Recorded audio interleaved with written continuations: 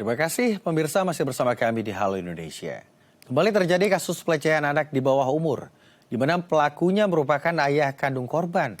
Kasus viral di media sosial usai ibu korban mengunggah hasil percakapan dengan anak.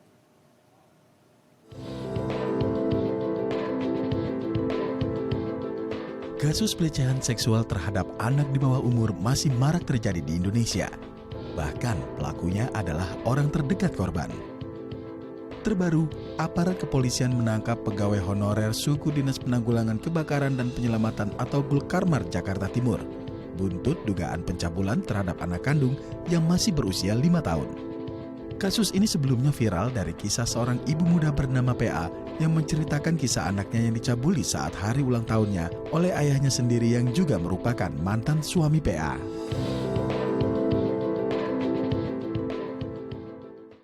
Untuk membahasnya lebih lanjut, kita telah terhubung dengan Novita Tandri selaku psikolog.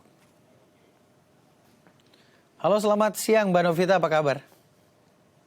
Selamat siang Mas Akbar, kabar baik, apa kabar juga? Alhamdulillah, saya baik. Melanjutkan perbincangan terkait kasus ini Mbak Novita. Dari informasi yang saya dapatkan, Mbak Novita juga ikut mendampingi korban. Bagaimana pertama kali akhirnya korban pertama kali Anda sambangi begitu? Seperti apa kondisinya? Sebenarnya kejadian itu tanggal 1 April ya, cukup lama juga, beberapa minggu yang lalu. Jadi sebenarnya lebih viral di Instagram ya saat itu, dan termasuk saya menerima berita ini. Kita mungkin sama-sama sudah menyaksikan rekaman antara ibu dan anak gitu ya di malam hari, kayak semacam pillow talk gitu di bawah selimut, dan ibunya berusaha untuk mengorek, tapi sebenarnya memang kejadiannya pas terjadi si ibu sudah langsung tahu apa yang terjadi dengan anaknya, tetapi karena mungkin kesulitan untuk bisa mengumpulkan bukti-bukti dalam hal testimoni dari anak ini karena masih di usia 5 tahun, akhirnya rekaman video itu terjadi. Dan sebagai seorang psikolog anak, saya sangat-sangat tergugah sekali. Malam itu juga nggak bisa benar-benar nyenyak tidur. Akhirnya memutuskan supaya saya ikut di dalam dan menghubungi orang tuanya. Dalam hal ini adalah ibunya sendiri. Nah dari sana saya melihat bahwa semua laporan polisi sudah dilakukan, visum sudah dilakukan di dua rumah sakit yang berbeda, bertemu langsung dengan anaknya dan bisa melihat bahwa apa yang terjadi benar-benar terjadi. Karena saya juga sangat memfilter, menyaring kasus-kasus yang saya akan tangani, Mas Akbar. Tapi melihat bahwa ini benar-benar semua bukti lengkap sekali, laporan polisi sudah ada, saya memutuskan untuk turun tangan, mendampingi sebagai psikolog. Kedua, lanjut mendampingi dengan menghubungi teman-teman yang kebetulan juga pengacara, presiden dari Dewan Pengacara Nasional untuk mendampingi secara hukum. Dan akhirnya 21 pengacara saat ini mendampingi ibu dan anak tersebut, Mas Akbar. Oke, proses hukum terus berjalan. Lalu bagaimana kondisi psikologinya saat ini, Bu Novita? Lalu apa pertama kali langkah yang Mbak Novita Tandri lakukan untuk memperbaiki hal ini? Yang pertama tentunya secara hukum dulu, gitu ya. Jadi didampingi secara hukum. Lalu yang kedua diproses. Memang meminta tolong, ada beberapa teman di Metro Polda Jaya, gitu yang memang betul-betul sigap dan tanggap sekali. Dalam waktu 1 kali 12 jam saat itu langsung ditangkap. Kan memang buktinya sudah cukup. Langsung dijadikan di tanggal 2 April itu sebagai tersangka. Karena memang bukti-buktinya sudah sangat lengkap sekali, lalu P21 untuk lengkap ke kejaksaan dengan pakai baju seragam oranye itu ya. Tapi buat saya memang cara kerja polisi kita cukup sigap. Kalau sampai mungkin terkesan agak terlambat dari kasus yang hampir 2 bulan, kalau buat saya melihat karena mungkin skala prioritas dan lain sebagainya ya, karena terlalu banyak laporan yang diterima. Yang dilakukan adalah pertama, karena visum semua sudah lengkap, saya bawa ke dokter dulu, dokter kandungan dan juga dokter kulit kelamin, karena si Ananda ini Yang 5 tahun ini masih mengalami gatal-gatal dan sakit di daerah V-nya ya, di daerah alat kelaminnya. Dan saya pikir ini menjadi langkah pertama dulu dan sekaligus pendampingan dengan psikologis. Sampai sekarang masih tetap saya dampingi ibu dan anak ini, dan juga pemeriksaan untuk di bagian alat kelamin ini kalau sampai dibutuhkan nanti untuk reparasi, karena ada kerusakan di sana. Dari sisi korban sendiri, ketika sudah mengalami kejadian seperti ini, apalagi anak balita di bawah umur begitu Mbak Novita ya, apakah rasa traumanya itu akan susah untuk dihapus atau seperti apa Mbak Novita? Lalu step apa yang harus dilakukan? Ini anak-anak kalau kita bicara di bawah 5 tahun, ini segala sesuatu yang diterima, yang diserap dengan panca indera, dan juga hal-hal yang bikin dia traumatik, ini akan dibawa biasanya seumur hidup, Mas Akbar. Jadi memang sangat penting sekali supaya ada psikoterapi, nanti ini sambil jalan terus untuk kita dampingi, dan paling penting adalah support system di sekelilingnya untuk tidak mengorek terus. Karena pengulang dari pertanyaan berulang-ulang akan bisa membuat dia juga terus mengingat apa yang terjadi. Data identitas ini bagus sekali, seperti dari TV memberikan inisial gitu ya dengan ibunya dengan SA, bahkan menyebut anak juga dengan begitu hati-hatinya. Karena ini yang sangat penting sekarang, sangat penting sekali bagaimana peran daripada media, peran daripada masyarakat untuk bisa melindungi ibu dan anak ini. Mas, nah ini akan membantu sekali di masa depan. Mohon doanya. Lalu apakah perilaku dan juga sikapnya sudah mulai membaik Mbak Novita? Apakah sudah berbeda dengan yang pertama kali Mbak Novita temukan? Kalau dibilang itu iya, tetapi ada pada saat kalau bertemu dengan yang laki-laki, dengan yang mirip-mirip gitu ya, karena pada saat ditangkap di tanggal 2 April itu, dibawa ke Polda Metro Jaya, secara memang sangat-sangat kebetulan sekali bisa berpapasan gitu loh, ayah dan anak ini. Saya bisa melihat Ananda langsung teriak ketakutan memeluk ibunya. Sampai kita harus menarik dia untuk ke kantin menenangkan si Ananda. Jadi traumatisnya itu kuat sekali. Dan juga kalau bertemu dengan yang model secara fisik mirip ayahnya, dia bisa terlihat kaget dan berusaha untuk sembunyi di balik dekapan di belakang ibunya gitu loh, takut sekali. Itu masih ada, tetapi terlepas dari sana namanya anak-anak, begitu mendapatkan teman-teman bermainnya, begitu mendapat mainan kesayangannya, bisa terlihat seperti anak-anak yang lain yang ceria. Tetapi memang tidak bisa kita anggap enteng, karena traumatis begini biasanya akan muncul pada saat mereka masuk di usia remaja. Jadi memang harus sangat hati-hati sekali. Dan semoga ini menjadi pelajaran lah ya, dengan adanya tindakan hukum yang diambil, dengan tentunya nanti bisa dihukum seberat-beratnya, supaya para siapapun yang berpikir untuk melakukan tindak kejahatan kepada anak-anak akan tahu konsekuensi, resiko yang akan diterima dengan efek jerah hukuman seberat-beratnya. Kalau saya boleh memberikan masukan, Mas Akbar, hukuman 15 tahun penjara maksimal itu nggak cukup. Karena apa yang ditorehkan dengan luka yang begini dalam untuk seorang manusia, yang harusnya anak yang menjadi penerus bangsa kita ya, dalam konteks yang lebih kecil keluarga, harapan, tumpuan, 15 tahun nggak cukup. Kalau Anda melihatnya dari kacamata psikolog begitu, lalu mengapa banyak kasus pelecehan seksual ini dialami dari lingkungan sekitar? Tapi jangan dijawab dulu, Mbak Novita, karena kita akan break terlebih dahulu. Pemirsa juga jangan kemana-mana, tetap di Halo Indonesia.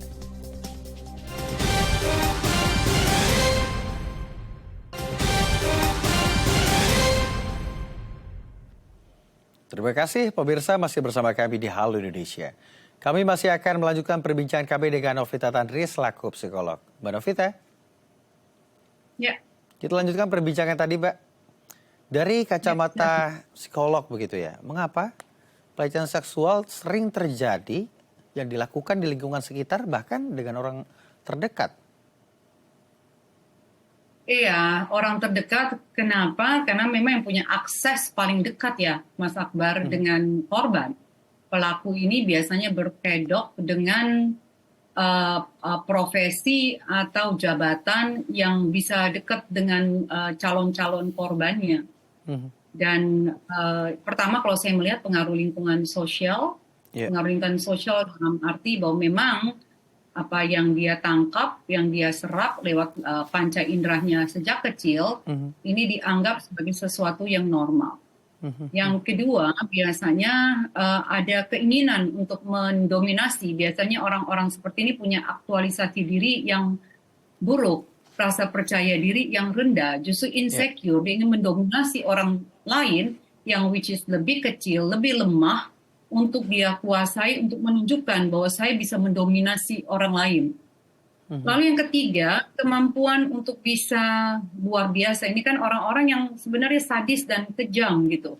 Dia tahu ada resiko dan konsekuensi, tetapi itu terus dilakukan.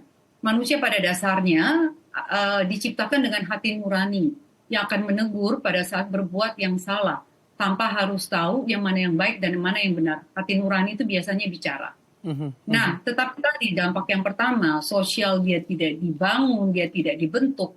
Akhirnya hati nurani pun jadi beku gitu ya, jadi baal gitu, jadi numb. Jadi akhirnya tidak merasakan apa-apa lagi karena kebiasaan. Perilaku seks yang menyimpang, kalau saya melihat di faktor yang keempat. Jadi memang ada perilaku seks yang menyimpang, kalau dilihat seperti ini, ayah kandung dengan anak kandungnya di hari ulang tahunnya dan melakukannya itu terus-menerus selama 4 malam berturut-turut. Ini kan kita bisa bilang bahwa dia memiliki gangguan mental yang pastinya ada. Dan yang kedua adalah perilaku penyimpangan seksual. Jadi ke anak kecil, orang tua dengan anak kecil gitu ya, dewasa dan anak kecil yang 5 tahun. Ya mungkin buat kita sebagai orang bisa memikirkan itu aja nggak masuk dalam nalar dan akal kita gitu. Kok ini bisa dilakukan oleh manusia seperti ini yang mungkin akan yang kebayang ada sadis dan kejamnya yang harusnya sebagai pelindung, yang harusnya justru menjaga, ikut mengasuh dan memberi contoh, ini malah merusak anak kandungnya sendiri. Dan kita bisa melihatlah wajahnya pada saat ditangkap, bisa dilihat tidak kelihatan dia menunduk gitu ya, atau menyiratkan ada kata atau sirat wajah yang menyesal. Mendampingi sendiri seperti ini dan melihat bagaimana apa yang terjadi dengan Ananda, saya bisa sangat bisa merasakan apa yang dialami dan dirasakan ibunya sekaligus anaknya. Kalau sampai masih ada pernyataan bahwa luka yang ditimbulkan dari luka visumnya sudah jelas begini adalah karena iritasi popok, kan masih ada yang mengatakan begitu dari orang terdekat pelaku. Ini buat saya benar-benar harus melihat dan tahu bagaimana kondisi Ananda. Nah, kalau sudah tahu ini apalagi sebagai orang terdekat, menurut saya coba deh pakai hati nurani untuk bisa memikirkan anak 5 tahun dalam kondisi begini, tolong jangan mencari excuse yang lain. Dan kita belajar dari sini supaya tugas kita sebagai orang dewasa adalah menjaga dan melindungi, bukan merusak masa depan apalagi anak kandung sendiri. Oke. Anda melihat ada beberapa poin keanehan yang dilakukan oleh pelaku begitu ya. Kalau Anda melihat dari kacamata psikologi, karakteristik apa yang biasanya tanda-tanda ini mereka miliki begitu? Kelainan apa, Mbak Novita Tandri? Banyak hal ya kelainan. Kalau kita bisa dengan gangguan perilaku seksual, saya nggak bisa masuk ke sana juga karena saya tidak ini si pelaku, tetapi harusnya ada penyimpangan seksual di sini. Yang lain adalah kalau saya melihat adalah bagaimana kita untuk waspada mengajarkan pendidikan seks kepada anak-anak kita ini. Bukan saja dari kalau selama ini kita mengajarkan menjaga bagian vital gitu ya, alat kelamin sama bagian belakang atau bokong, pantat gitu ya, untuk tidak dipegang dan disentuh kecuali dengan alasan medis atau didampingi salah satu orang dewasa. Dan yang lain adalah mulut. Area mulut ini, karena biasanya predator seks, penjahat kelamin ini memanfaatkan situasi dengan oral seks.